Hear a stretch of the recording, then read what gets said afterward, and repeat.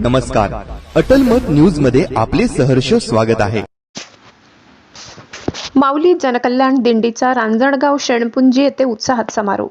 ग्रामीण भागातील नागरिकांना शासनाच्या विविध लोककल्याणकारी योजनांची माहिती व लाभ थेट त्यांच्या दारी पोहोचविण्याच्या उद्देशाने आयोजित करण्यात आलेल्या माऊली जनकल्याण दिंडी शासकीय योजना जनजागृती अभियान 2026चा शुक्रवारी गंगापूर तालुक्यातील रांजणगाव शेणपुंजी येथील संत सावता महाराज मंदिर परिसरात उत्साहपूर्ण वातावरणात समारोप झाला।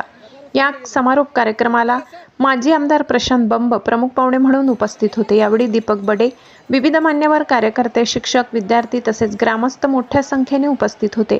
या अभियानाच्या माध्यमातून आरोग्य, शिक्षण, कृषी, सामाजिक न्याय, महिला व बालविकास, रोजगार तसेच विविध शासकीय योजनांची माहिती ग्रामीण नागरिकांपर्यंत प्रभावीपणे पोहोचविण्यात आली। शासनाच्या योजना प्रत्येक पात्र लाभार्थ्यांपर्यंत पोहोचाव्यात आणि नागरिकांना शासकीय कार्यालयाच्या फेऱ्या माराव्या लागू नयेत, हा या उपक्रमाचा मुख्य उद्देश असल्याचे यावेळी सांगण्यात आले। 18 जुलैपासून सुरू झालेल्या या जनजागृती दिंडीचा 23 जुलैला समारोप उत्साहपूर्ण वातावरणात झाला। यावेळी उपस्थित मान्यवरांनी नागरिकांनी शासनाच्या विविध योजनांचा लाभ घ्यावा असे आवाहन करत भविष्यातही अशा जनजागृती उपक्रमांना अधिक प्रभावीपणे राबविण्याचा निर्धार व्यक्त केला।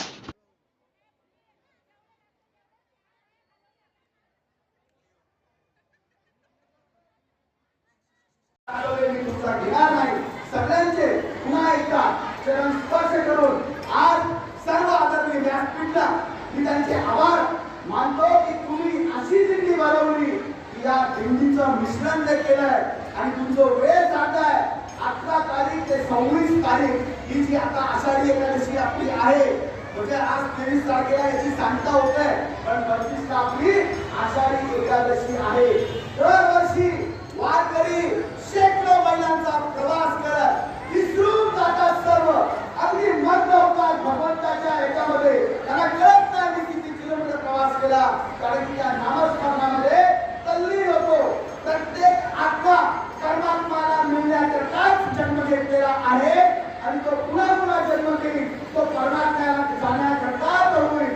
आणि म्हणून या सगळ्या वारकरी मंडळाच्या पण चरणी मी नतमस्तक होऊन माझे 2 शब्द संपवतो। जय हिंद, जय महाराष्ट्र। धन्यवाद। या ठिकाणी आज या दिंडीचा समारोप सन्माननीय आमदार प्रशांत बंब यांच्या प्रमुख उपस्थितीमध्ये झाला। यानंतर महाप्रसादाचा कार्यक्रम आहे, वृक्षारोपणाचा कार्यक्रम आपल्याला माऊली जनकल्याण दिंडीचा आज आपला समारोप आहे। तसेच आपले जे आयोजक आहे, समजा आपण नेतृत्वाखाली चालवत आहे, दीपक बडे असतील, रतनदादा बत्तीस असतील, प्रत्येक गावामध्ये गेलेले आहेत। तर ग्रामीण भागातल्या लोकांना योजनेचा कसा लाभ मिळणार आहे आपल्याला? बघा, आमचे मित्र जिल्हा परिषद सदस्य रतनदादा बत्तीसे, दीपक बडे, सर्व आमचे सदस्य, लोकप्रतिनिधी, पंचायत समिती, जिल्हा परिषद या सर्वांचे मी आभार व्यक्त करतो की त्यांनी 18 ते 23 ही जी दिंडी काढली गावागावामध्ये, शासकीय योजनांची दिंडी, ही अशी दिंडी आहे की ज्याच्यामुळे लोकांना योजनेचा लाभ कसा मिळावा हे कळतं, कोणती कागदपत्र द्यावी ते कळतं। तुम्ही बघितलं असेल अगोदरच्या सरकारांमध्ये योजना भरपूर होत्या पण त्या भेटायच्या नाही, कागदपत्र कसे भरायचे माहीत नव्हतं। आमचे मित्र आता गावागावात चाललेत, योजना कशा पदरात पाडून घ्यायच्या ते बघतायत। या निमित्ताने हजारो लोकांच्या योजना आम्ही देऊ शकलेलो आहोत। आयुष्यमान भारत कार्ड देऊ शकलेलो आहोत, कामगारांच्या शिष्यवृत्त्या देऊ शकलेलो आहोत, सामाजिक संजय गांधी सर्व योजना आम्ही घरापर्यंत पोहोचवलेला आहे। आणि आज त्याची सांगता होती। आमचे काही मित्र आहेत भरपूर की जे रात्रंदिवस या बाबतीमध्ये डिजिटलचे फॉर्म भरायचंही काम करतात, त्यांचेही मी धन्यवाद व्यक्त करतो आणि असंच काम यांनी वाढतं सुरू केलं पाहिजे अशा अपेक्षा व्यक्त करतो। आषाढी निमित्त नागरिकांना काय शुभेच्छा देणार? आषाढी निमित्त नागरिक बघा, विठुरायाच्या चरणी मी नतमस्तक होत नागरिकांना एकच सांगेल की आपल्या आयुष्यामध्ये चढ उतार येत असतात। भगवंत मुद्दाम संकट आपल्याला देतो आपली परीक्षा घेण्याकरता। त्या संकटाला सामोरे जाताना आपले कर्म ढळू देऊ नये, चुकीचे होऊ देऊ नये। आपले कर्म आयुष्यामध्ये आपण कोणतीही पुंजी असली ती आपली कर्माची पुंजी आहे। मी जसे कर्म करेल तसेच मला फळ मिळणार आहेत, म्हणून आपले कर्म हे सातत्याने चांगले असले पाहिजे। मी बघतो भावाभावात भांडणं, मित्रामित्रात भांडणं, आणखीन गावात भांडणं, छोट्या छोट्या गोष्टी असतात, पण विनाकारांची जिद्द आपण धरतो. दुसरा महत्त्वाचा मुद्दा मला आषाढी एकादशीमुळे बोलायचं आहे की आपल्या ज्या घरच्या मुलं आहेत त्यांच्याशी संवाद साधा. आई वडील संवाद साधत नाही, ते मोबाईलमध्ये गुंतून राहतात. जर आई वडिलांना पैसे मागितले 500 रुपये आणि चला बाहेर, तर ते 1000 देतात, पण त्यांच्याबरोबर बाहेर जात नाही. आणि हा एक कारण आहे की आपल्या मुलांचं प्रेम आपल्यापासून दुरावतोय. म्हणून मी ही पण विनंती करेल सर्व पालकांना की आपल्या मुलांशी कायमचा संवाद साधत राहा. धन्यवाद. आपले जे आहे फडणवीस साहेब, त्यांनी 48 कोटी रुपयाचं जे शेतकऱ्यासाठी वीज बिल असेल, थकीत बाकी असेल, माफ केलेले आहे. तसं शेतकऱ्याला काय लाभ होणार आहे? बघा, सर्वात मोठा सन्माननीय मुख्यमंत्री महोदय देवेंद्रजी फडणवीस साहेब यांनी क्रांतिकारक 2-3 निर्णय घेतले. आता पहिला निर्णय, दुसऱ्यांदा त्यांनी कर्जमाफी दिली त्यांच्या मुख्यमंत्री महोदयांच्या कार्यकाळामध्ये. 2 लाख रुपये. अगोदर काय होतं, 2 लाख 1,000 जरी असलं तर लाभ भेटायचा नाही.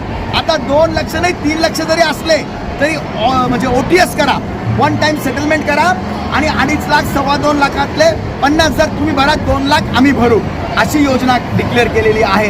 तसंच मागच्या 2017-19ला ज्या शेतकऱ्यांना लाभ भेटला त्याचाही लाभ आम्ही देतो, अगोदर कुणी देत नव्हतं. इतकंच नाही, मागच्या 3 वर्षात कुणीही 2 वर्ष रेग्युलर असेल त्याला 50,000 रुपये प्रोत्साहनपर देतोय. म्हणजे कर्ज भरण्याची सवय कुणाची तुटू नये. इतकंच नाही तर आपण 1.5 वर्षापासून बघतोय 1 रुपयाचं पण 7.5 HP पर्यंतचं विजेचं बिल शेतकऱ्यांना येत नाही. परंतु त्यांच्या मागच्या बाक्या होत्या, कंपन्या सांगत होत्या MSEBच्या की शेतकऱ्यांच्या नावाने आता आम्ही बोजे टाकू. परंतु देवेंद्रजी फडणवीस साहेबांनी निर्णय घेतला की नाही, 48,000 कोटी रुपये सर्व शेतकऱ्यांचे माफ करून आता भविष्यात त्यांना कोणत्याही सातबाऱ्यावर हे कर्ज किंवा त्यांची बिल बाकी राहणार नाही.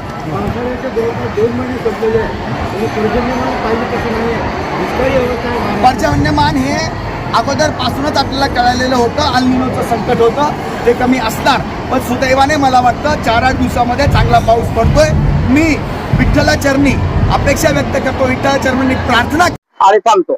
समाज घटकासाठी दिल्लीमध्ये सुविधा उपलब्ध करून दिली, परंतु शेतकऱ्यांना बांधावर खते किंवा बियाणं पोहोचवण्याचं काम या दिल्लीच्या माध्यमातून झालेलं दिसत नाही. अगदी या ठिकाणी मी सांगू इच्छितो की सन्माननीय महाराष्ट्र राज्याचे मुख्यमंत्री देवेंद्रजी फडणवीस साहेब यांच्या वाढदिवसानिमित्त 22 ते 29 असा हा वृक्षारोपणाचा जो सप्ताह आहे, त्यामध्ये आज माळी वडगाव या ठिकाणी शेतकऱ्यांना बियाण्याचे किट वाटपचा कार्यक्रम सुद्धा आहे.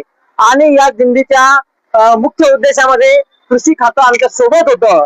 ज्या ज्या शेतकऱ्यांना बियाण्याच्या अडचणी असतील त्यांनी आम्हाला तक्रारी दिल्या आणि कृषी सहाय्यक कृषी सेवक सोबत असल्या कारणानं तात्काळ त्या अडचणी सोडविण्यात आल्या. परंतु बऱ्याच ठिकाणी जवळपास 80 ते 90% पेरण्या ह्या झालेल्या आहेत. त्यामुळे बियाण्यांच्या तक्रारी किंवा अर्ज काही जास्त बहुतांश आले नाही. क्वचित काही ठिकाणी, काही भागामध्ये जिथे पेरण्या बाकी आहेत त्याच ठिकाणी या अडचणीला सामोरे जावं लागलं. परंतु विशेष खतं वाटप करण्यासाठी सर्व कृषी सेवका, कृषी दुकानांमध्ये या ठिकाणी सगळ्यांची पडताळणी करण्यात आली आणि आंबेगाव गटामध्ये सगळ्या ठिकाणी शेतकऱ्यांना कुठेही खताची टंचाई नाही. ही विशेष बाब या दिंडीमधनं मी आपल्याला सांगू इच्छितो. विद्यार्थ्यांनी सहभाग नोंदवला. या ठिकाणी प्रत्येक गावामध्ये विद्यार्थ्यांनी 8वी 9वी 10वीचे जे मोठ्या वर्गातले विद्यार्थी आहेत त्यांनी या दिंडीचं स्वागत केलं आणि विशेषतः जिल्हा परिषद शाळेतील विद्यार्थ्यांना या समाज कल्याणच्या योजना मुलं आणि मुलींसाठी आहेत त्याचे फॉर्म सुद्धा त्या विद्यार्थ्यांनी पालकांनी घेतले. त्यामुळे विद्यार्थ्यांचा मोठ्या प्रमाणात या ठिकाणी सहभाग मिळाला, गावकऱ्यांचा मोठ्या प्रमाणात सहभाग मिळाला. बांधकाम कामगारांच्या योजनेचा सुद्धा दिल्लीमध्ये हो, या दिंडीची 18 तारखेला सुरुवात झाली आणि नेमकंच रिन्युअलची जी साईट आहे ती 18 तारखेला सुरू झाली. तर काल ती साईट बंद झाली. जून महिना त्याचा 2027चा फुल झाला.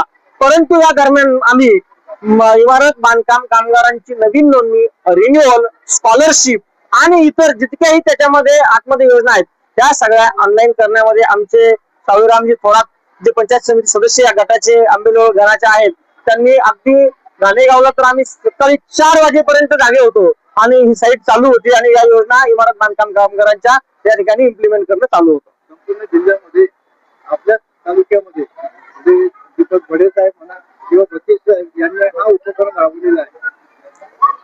कसं आहे, आम्ही एक नाममात्र आहोत. खऱ्या अर्थानं हा उपक्रम सन्माननीय आमदार प्रशांत बंब साहेब यांच्या नेतृत्वाखाली प्रत्येक ग्रामस्थांचा आहे, प्रत्येक गावकऱ्यांचा आहे. कारण ही दिंडी यशस्वी का झाली तर आम्ही जिथे जिथे जाऊ तिथे तिथं भोजनाची व्यवस्था, झोपण्याची व्यवस्था, राहण्याची व्यवस्था सगळी गावकऱ्यांनी केली. आणि म्हणून माऊली या नावामध्ये इतकी ताकद आहे की ही भगवी पताका आणि ही पंढरीचे वारकरी म्हणून जे आपल्याकडे नजरेने पाहतात, म्हणून ही दिंडी यशस्वी झाली. या दिंडीमध्ये आमचा प्रत्येक आमदार महोदयांचा मित्र, भारतीय जनता पार्टीचा प्रत्येक कार्यकर्ता आणि प्रत्येक वारकरी, गावकरी सगळे होते. ही दिंडी कुठली राजकीय पक्ष म्हणून नव्हती. ही दिंडी फक्त आणि फक्त योजनांची दिंडी होती आणि याला वारकऱ्यांची जोड होती. म्हणून ही दिंडी यशस्वी झाली. धन्यवाद.